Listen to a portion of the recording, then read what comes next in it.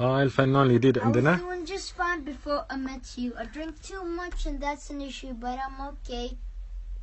اوكي. So baby, pull me closer in the backseat of your Rover that I know you can't afford but that tattoo on your shoulder. Pull the sheets right off the corner from the mattress that you stole from your roommate back in Boulder. We ain't ever getting older.